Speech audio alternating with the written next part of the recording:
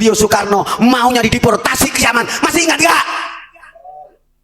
Karena menghargai Pancasila masih ada sisi kemanusiaan. Tapi kalau diamat-amati kok gerakannya begini. Ah, ini Yahudi nyel. Hati-hati, sudah dipesan Soekarno, kalau kamu Islam jangan jadi Arab, kalau kamu Kristen jangan jadi Vatikan, kalau kamu Hindu jangan jadi India. Tetaplah kokoh menjadi orang Nusantara yang kaya bahasa, bangsa, dan bahasa.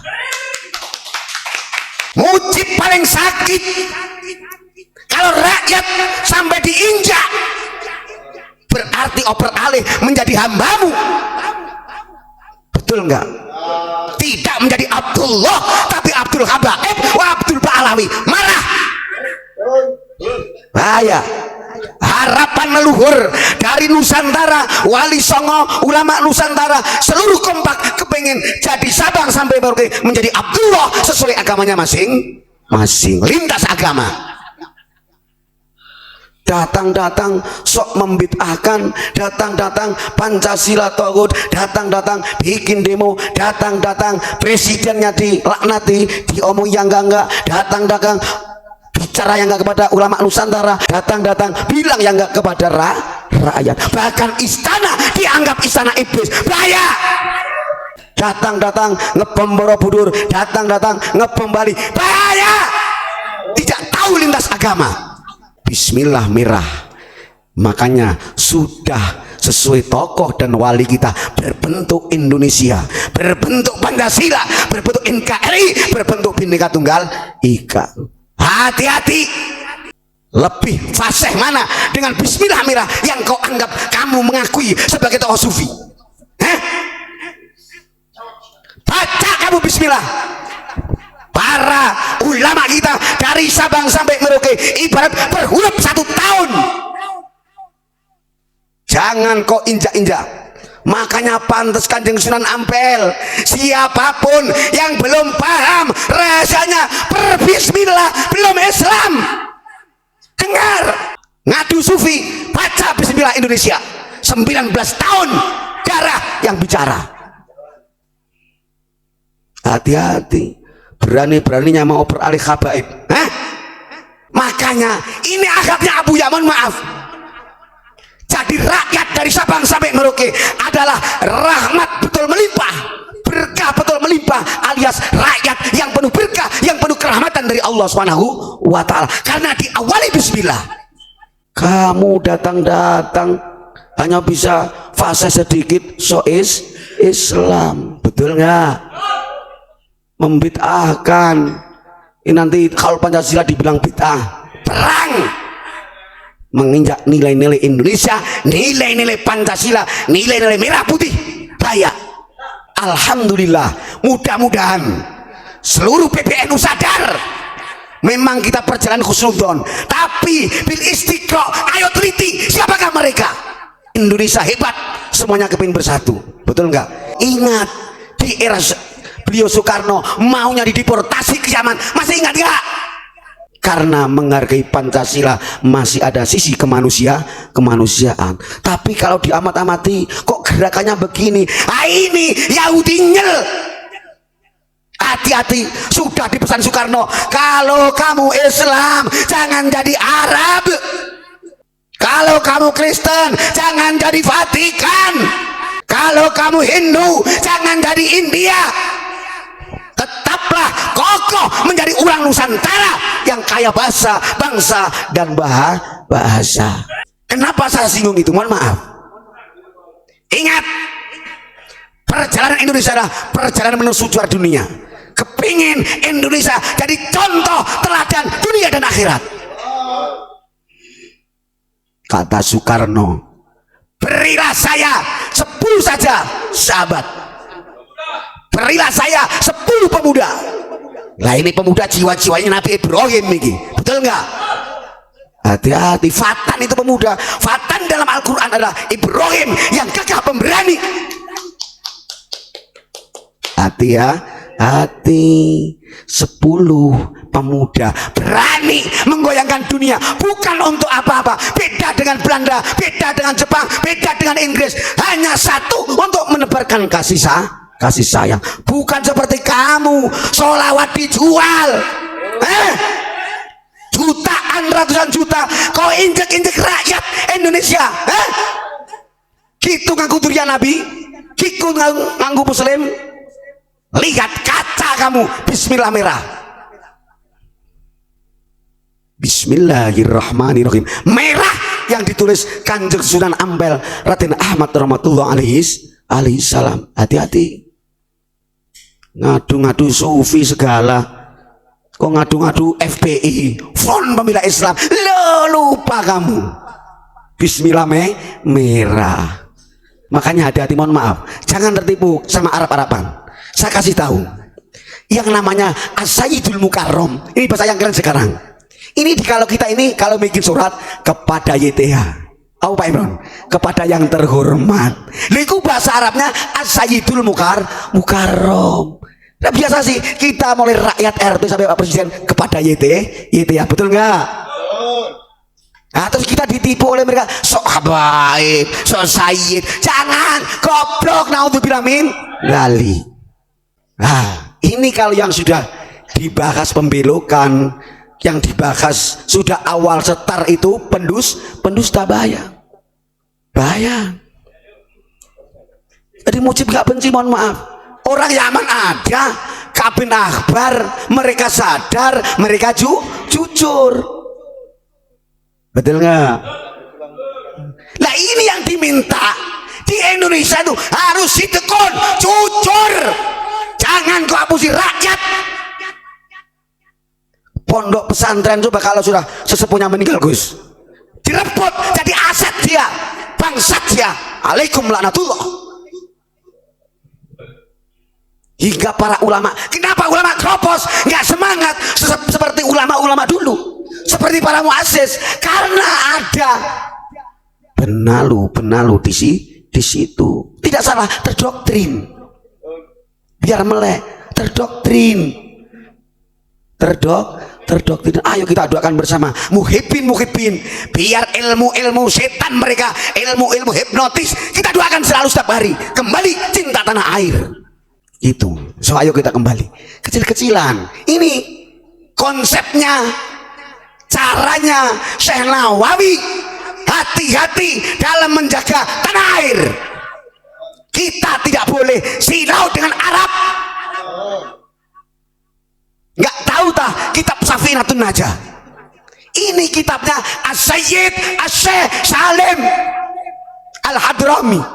Betul nggak? Ini ono tulisannya As-Sayyid. Nggak usah silau, Sayyid itu tuan, bapak. Makanya dibongkar. Jangan sampai kita ini Islam tapi jadi Arab. No, betul nggak? Makanya beliau Syekh Nawawi ngasih nama kitab Kasyifatus Saja, membuka tabir karakter dan tabiat. Nah, tidak boleh kan? Tidak boleh yang berjubah, lihat karakternya apa. Yang namanya Habib, lihat karakternya apa. Nggak usah dirongsen kuburan. Kitab menyatakan. Ini Syekh Nawawi, ingat, istiqomahkan doanya Syekh Nawawi untuk melumpuhkan Raja Ibnu Saud dan Wahabi Muhammad bin Abdul Wahab yang ingin menghancurkan makam baginda Nabi. Cukup dengan doa Jawa. Ya Allah, sampun dangu mboten hujan, kawula nyuwun hujan. Ya Allah, sampun dangu mboten Jawa, kula nyuwun Jawa. Ingat, waktu itu bukannya mereka tidak ahli Quran, ahli Quran. Bukannya mereka bukan ahli hadis, ahli hadis. Tapi kenapa Quran dan hadisnya justru tidak dia wusul kepada Allah, tapi mahjubun, terhalang? Buktinya yang tembus doanya adalah Syekh Nawawi Al-Bantani. Hati-hati. Makanya surat pendusta itu, biarpun orangnya sholat diancam oleh Allah Subhanahu wa taala, fawailul lil musallin alladzina hum an sholatihim sahun. Dia 5 waktu aktif, tetapi kelakuannya lalai dengan sholatnya. Ini jangan mengharap pahala. Habaib yang sudah berangkat setar penipuan, biarpun masjidnya megah, tetap diancam oleh Allah, fawailul lil musallin. Buat kamu, betul? Kurang ajar masalahnya. Hati-hati, pokoknya gara-gara Habib ini PBNU lumpuh, betul? Kelihatannya sholat tapi diancam oleh Allah, fawailul lil musallin. Ini saya bongkar, mohon maaf, demi anak bangsa. Sering dulu dibukan oleh Abuya tentang Sirul Asrar, Gus. Seiki murah mari nggak apa-apa. Jadi sebenarnya mau mengungkap kasih fatu saja. Pernah dibukan Abuya itu kitab Sirul Asrar, rahasia di balik rahasia, Syekh Abdul Qadir Jilani.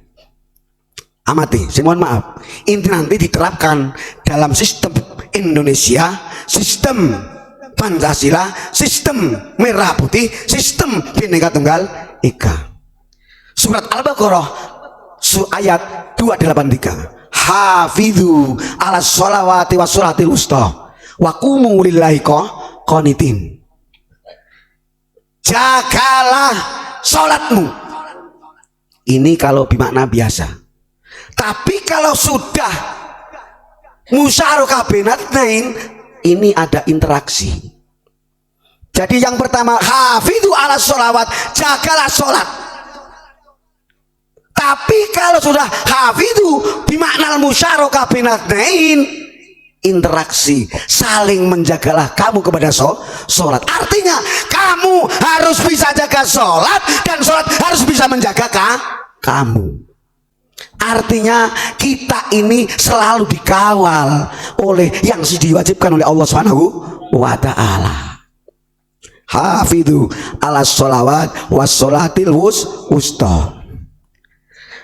Dan sholat yang di tengah, artinya sholat yang sangat penting di sisi lain. Kenapa sih ada spesialis, ada sholat yang di tengah?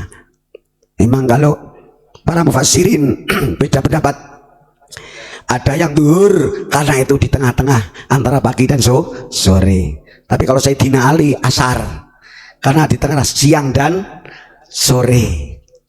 Tapi Syekh Abdul Qadir Jilani, sholat wusta adalah sholat dada, karena dada di tengah-tengah kanan dan kiri. Ingat pas seperti gagahnya Garuda meleo.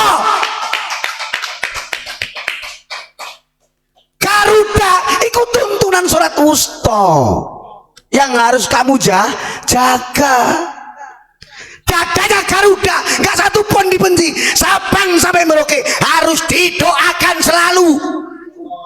Hafidhu ala sholawati was sholatil wusta.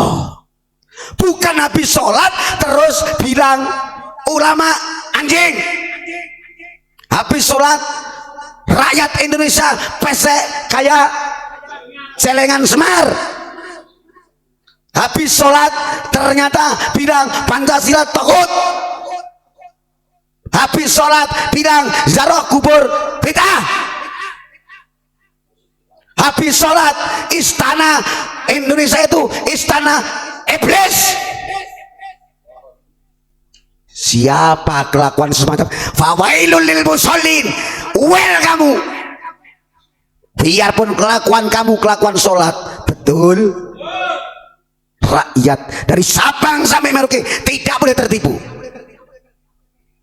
Artinya kita oper alih, kita analogikan ke Indonesia.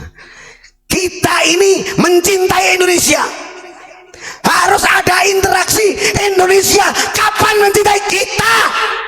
Kita ini mencintai Pancasila, menjaga Pancasila. Kapan Pancasila mencintai kita? Kita cinta merah putih, tanyakan kapan merah putih mencintai kita. Ini sorof yang dibawa Syekh Nawawi Al-Bantani, Syekhona Khalil, Syekh Hasyim Asy'ari. Hati-hati, sekali nginjak rakyat ngadu, yang nempel yang ada bismillah merah. Betul? Jangan sok ngaku-ngaku Islam, jangan sok ngaku-ngaku alim, jangan sok ngaku-ngaku sholat, jangan sok ngaku-ngaku bisa Quran.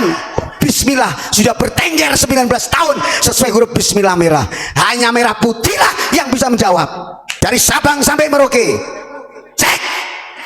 Kalau ada pendatang baru sok ngaku punya berkah, kadap, pendusta. Datang saya yang punya berkah, pendusta kamu yang nempeleng bismillahirrahmanirrahim merah. Hati-hati kamu, leluhur yang diawali bismillah merah belum ada yang ngungkap, unik yang ngungkap. Jangan sok ngaku-ngaku punya syafaat dengan dalil ahlul bait. Alaikum laknatullah. Hati-hati, Arab punya sejarah, Nusantara punya sejarah yang tidak boleh dilipas oleh siapapun. Itulah jiwa-jiwa Indonesia sejati, jiwa-jiwa Pancasila, jiwa-jiwa merah putih, jiwa Bhinneka Tunggal Ika, nggak bisa diganggu gugat. Dengan akhlak beliau, kenapa sih hanya doa Indonesia, Asia, dunia? Sebenarnya rakyat nggak usah kamu mau idoi bos, nggak usah kamu nasihati bos, nggak usah ajak kamu sholawat. Di belakang sholawat bangsat kamu ratusan juta, yang kau injak siapa? Ini kalau Kanjeng Sunan Kalijogo ditendang kamu, kedok, bertopeng agama, itu namanya dipolitisasi, bahaya. Kamu bikin kedok, panggil Kanjeng Sunan Kalijogo, tendang. Ya alaikum la'natullah, na'udzubillah min dzalik.